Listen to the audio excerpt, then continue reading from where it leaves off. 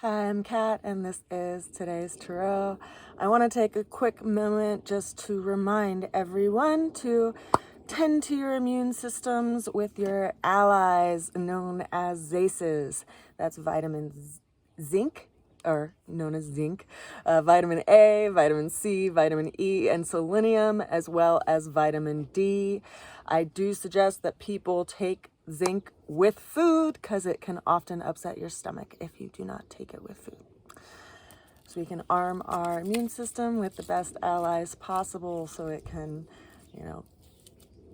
deal with the world and reduce your stress. Take some things for your nervous system. Eat good food, all the good things that the body needs to be well. Okay, with that said, that's my little soapbox for today. Let's go ahead and jump into today's tarot. The opening card that we have for today is the Seven of Pentacles. Now, this card, as you can see, came in upside down.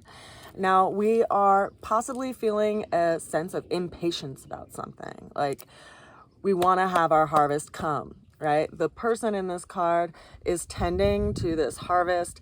They're seeing what they need to do. They're seeing what works, what doesn't work. But if it's upside down, that energy is a lack of patience. It's showing that there's some energy that we're like, okay, I just want this to be fruitful already. But we can't force fruit. We can't force things to flower. We can't force things until they are the time that they are supposed to ripen. So that's how we're going to start out today, is that little energy of impatience.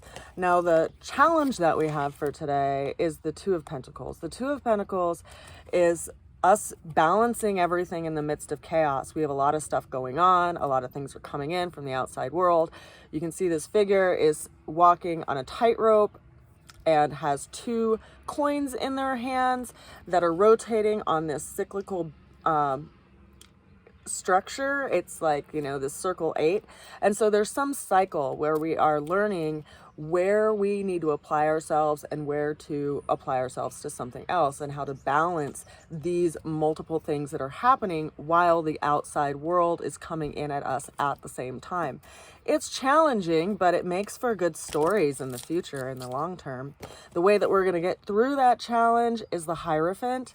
Now, the Hierophant is ruled by the energy of Taurus. Right now, we have Uranus in Taurus, which is a planet of unexpected change to areas that are preventing us from progress. And Taurus is our belief systems. It's our value systems. It's the way that we think about money. It's the way we think about security and stability.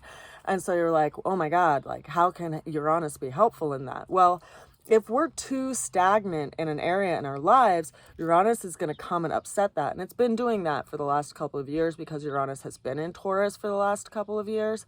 But what's happening soon is that Uranus is going to be in a tight T-square. Now, it's been in a semi-loose square relationship with Saturn, so we've been feeling this friction between that which wants to stay the same and that which wants to do something new. It's kind of like a pressure cooker, as one of my teachers would say. Like the energy of Uranus like wants to come out, but the energy of Saturn like wants to keep that energy down. So we've been dealing with that energy as these two planets have been in square. But then we also are going to be having both the Sun and Mercury moving into a T-square with this relationship around the time of the new moon on August 8th.